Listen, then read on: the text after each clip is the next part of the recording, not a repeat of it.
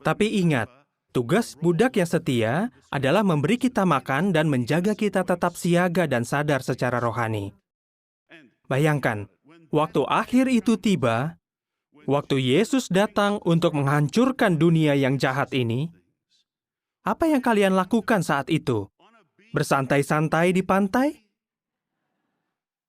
Memanjat pohon kiasan untuk mengambil buah terakhir dari dunia ini?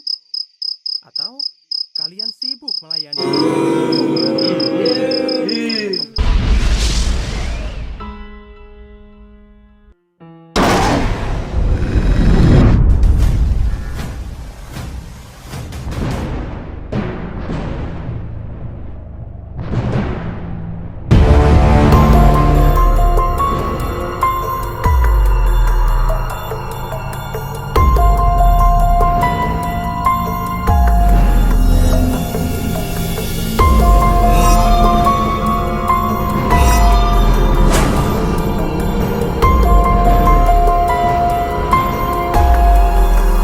Anda seorang pengikut sebuah kelompok kultus Armageddon atau kiamat, seperti saksi-saksi Yehova, maka boleh dipastikan bahwa hidup Anda sengsara dan menderita. Penderitaan Anda ini bukan saja saat Anda masih hidup di dunia ini, tetapi juga nanti setelah Anda mati akan masuk neraka karena mengikuti nabi palsu. Dan apa yang saya sampaikan ini bisa dibuktikan dengan mudah di dalam video kali ini berdasarkan kitab suci dan pengakuan dari organisasi lembaga menaruh pengawal sendiri. Sebagai buktinya, mari saksikan terus video ini. Jika Anda seorang Kristen yang menyaksikan video ini, tolong share pengetahuan Anda ini agar orang Kristen lainnya boleh terhindarkan dari penyesatan organisasi saksi-saksi Yehova. Sejak berdirinya gerakan siswa-siswa Alkitab yang didirikan oleh Charles Taze Russell, organisasi ini telah berulang kali bernubuat kapan waktunya kiamat.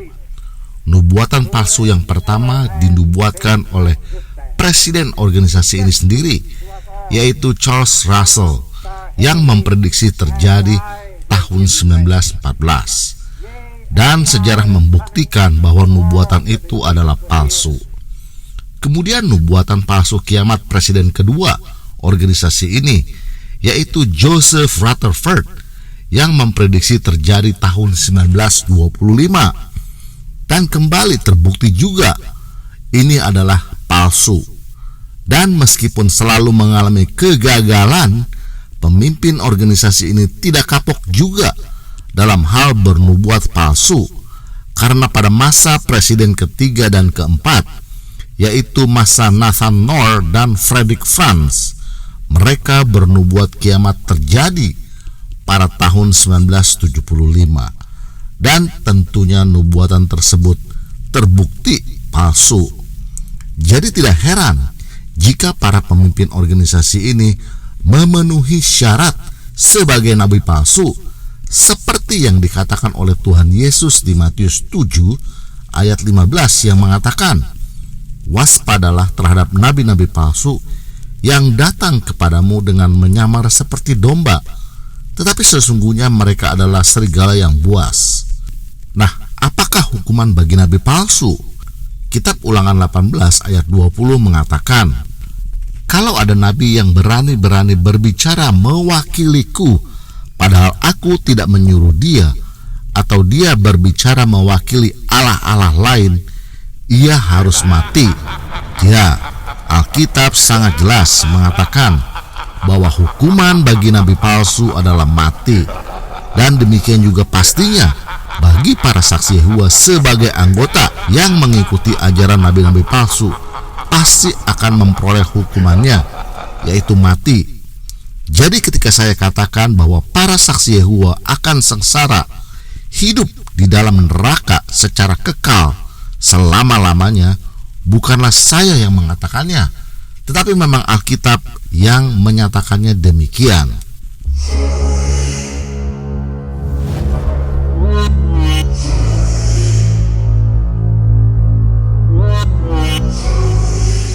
Sebelum bagian akhir dari tahun 1914, banyak orang Kristen mengharapkan Kristus akan kembali pada waktu itu dan membawa mereka ke surga. Maka pada suatu khotbah yang diberikan pada tanggal 30 September 1914, A.H. Macmillan, seorang siswa Alkitab, mengatakan, "Ini mungkin ceramah umum terakhir yang akan saya sampaikan, sebab kita akan segera pulang ke surga." Jelaslah, Macmillan keliru. Namun itu bukanlah satu-satunya pengharapan yang tidak digenapi yang ia miliki maupun yang dimiliki rekan siswa-siswa Alkitab. Nah, di dalam paragraf ini berbicara tentang nubuatan kiamat yang diprediksi oleh Charles Taze Russell terjadi pada tahun 1914. Nah, di dalam paragraf berikutnya berbicara tentang pengakuan nubuatan kiamat pada tahun 1925 yang dilakukan oleh Presiden kedua Lembaga Menara Pengawal, yaitu Joseph Rutherford.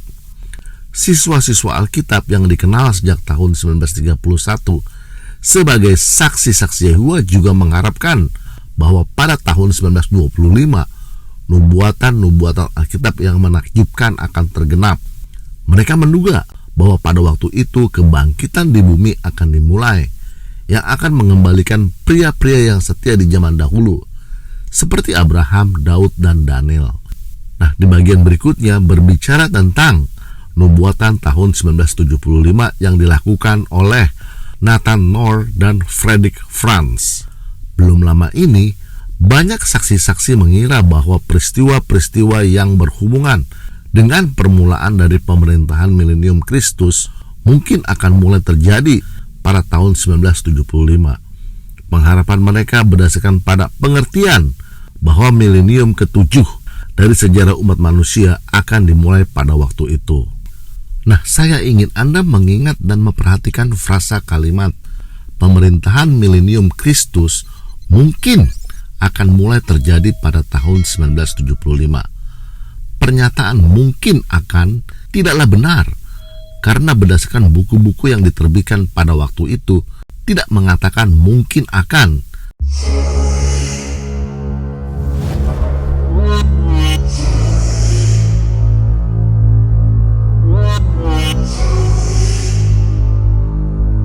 Kronologi Alkitab yang diterbitkan ini sebagai hasil penelitian independen menunjukkan bahwa manusia dicipta pada tahun 4026, dan berdasarkan kronologi Alkitab yang dapat dipercaya ini, 6.000 tahun sejak penciptaan manusia akan berakhir pada tahun 1975, dan periode ke-7 dari 1.000 tahun sejarah manusia akan dimulai pada musim gugur tahun 1975, sehingga 6.000 tahun keberadaan manusia di bumi tidak lama lagi, ya, di dalam generasi ini. Bahkan di halaman 35, buku tersebut mencantumkan sebuah kronologi yang mengatakan bahwa 1975 akhir dari ke-6 1.000 tahun dari keberadaan manusia, awal musim gugur. Jika Anda seorang saksi Yehova membaca penjelasan buku tersebut dengan detail beserta kronologi Alkitabnya, apakah Anda tidak yakin bahwa memang dunia akan berakhir pada tahun 1975?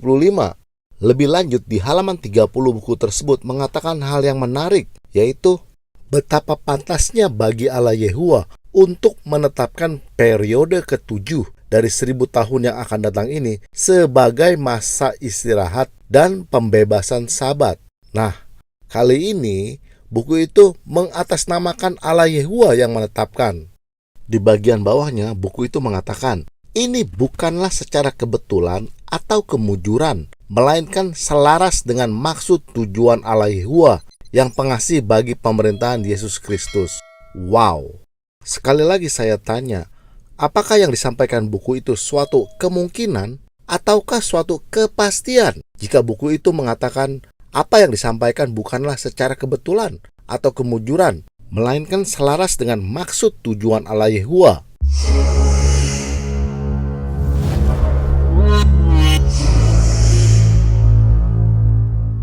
Kita lanjut ke paragraf berikutnya. Pandangan yang keliru ini tidak berarti bahwa janji-janji Allah keliru, bahwa ia telah membuat kesalahan. Sama sekali tidak. Nah, Memang benar bahwa janji-janji Allah tidak pernah keliru. Yang keliru adalah nabi-nabi palsu yang telah bernubuat kiamat atas nama Allah. Nah, perhatikan juga kalimat berikutnya yang merupakan pengakuan bahwa mereka sebenarnya tidak mengindahkan perintah Yesus dan sekaligus membuat pembenaran bahwa murid-murid Yesus juga pernah keliru. Jadi kira-kiranya mereka ingin berkata bahwa para pemimpin organisasi ini juga sama kelirunya dengan para rasul. Kekeliruan atau salah pengertian sebagaimana halnya kasus orang-orang Kristen abad pertama terjadi karena tidak mengindahkan peringatan Yesus. Anda tidak tahu waktunya.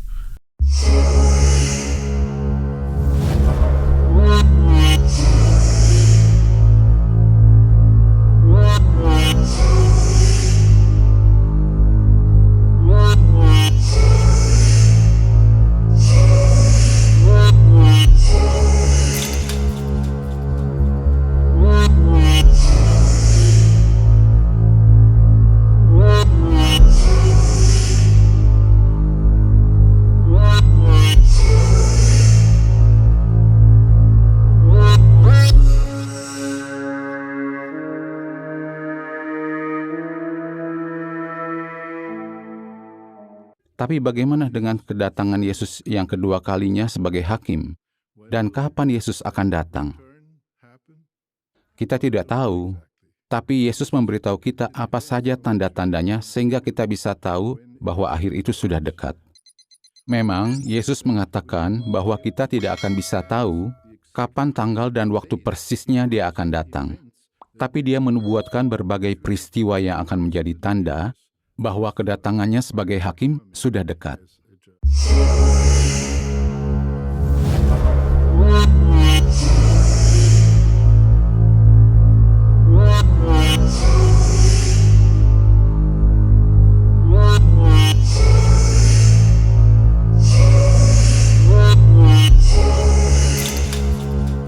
Bahkan di abad pertama, ada juga orang Kristen yang keliru tentang kapan Yesus akan datang.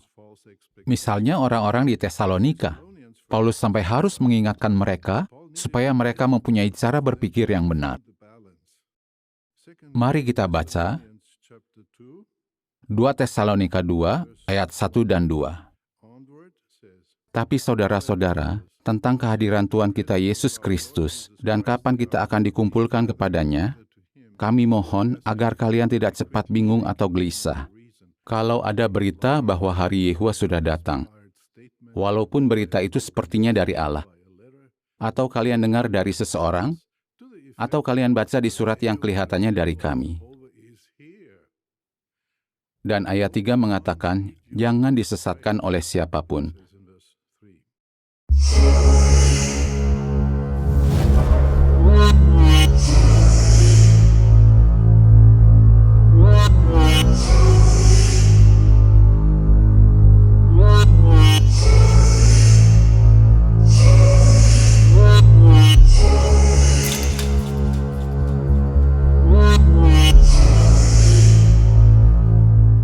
Kesimpulan yang salah tidak disebabkan oleh keinginan melihat orang lain menderita atau ketidaksetiaan kepada Kristus, tetapi karena keinginan yang kuat untuk mewujudkan penggenapan dari janji-janji Allah di zaman mereka sendiri.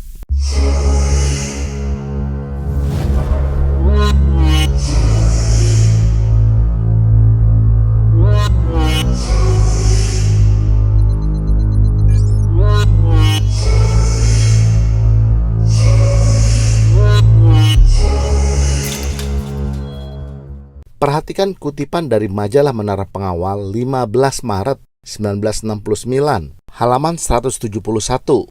Banyak sekolah kini memiliki penasihat siswa yang mendorong seseorang untuk mengejar pendidikan tinggi setelah SMA, untuk mengejar karir dengan masa depan dalam sistem ini. Jangan terpengaruh oleh mereka. Jangan biarkan mereka mencuci otak Anda dengan propaganda iblis untuk maju, untuk membuat sesuatu bagi diri Anda di dunia ini. Dunia ini hanya memiliki sedikit waktu tersisa. Masa depan apapun yang ditawarkan dunia ini bukan masa depan. Maka jadilah bijak. Biarkan firman Allah memengaruhi Anda dalam memilih jalan yang akan menghasilkan perlindungan dan berkat. Jadikan dinas perintis, dinas sepenuh waktu, dengan kemungkinan battle atau dinas utusan Injil menjadi sasaran Anda. Ini adalah kehidupan yang menawarkan masa depan yang abadi. Renungkan apa yang diinginkan organisasi ini. Meminta anggotanya menjadi perintis atau utusan Injil. Artinya, tanpa dibayar menjadi salesman buku dan majalah dari rumah ke rumah sambil merekrut orang lain untuk bekerja bagi organisasi ini. Dan waktu itu, buku dan majalah yang diterbitkan oleh lembaga Menara Pengawal tidak diberikan secara gratis, melainkan ditawarkan untuk dibeli.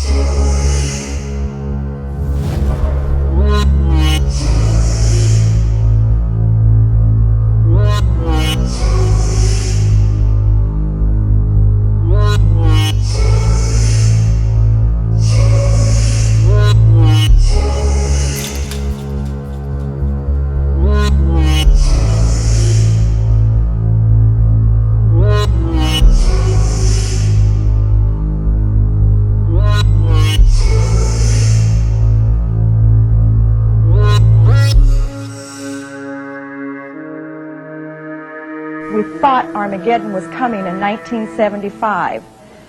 So I did not have a career. I didn't go to college because the end was so close. There was no need. The new world would be here. I was a senior in high school, and the circuit overseer, which is a traveling minister, advised me that it's best for you to quit school and go into full-time pioneer work because the world is going to end in 1975. And we felt so strongly about the imminent approach of 1975 and that this whole system was coming to an end that we sold our home in Lower Michigan, moved north, built a Kingdom Hall, and there we intended to live out those few remaining years, having saved just enough money to go a few years beyond 1975. And so it was a great disappointment and distress when this event that the Watchtower had prophesied did not materialize. I wanted to get married. I wanted to have children. But because the end was so close, when Fred and I got married, we decided that we would postpone having children. So I believe we sacrificed a lot within the organization. Well, when the end of the world didn't come in 1975, and that prophecy of the Watchtower failed, I began to wonder if they were wrong on this, how many others are they wrong on?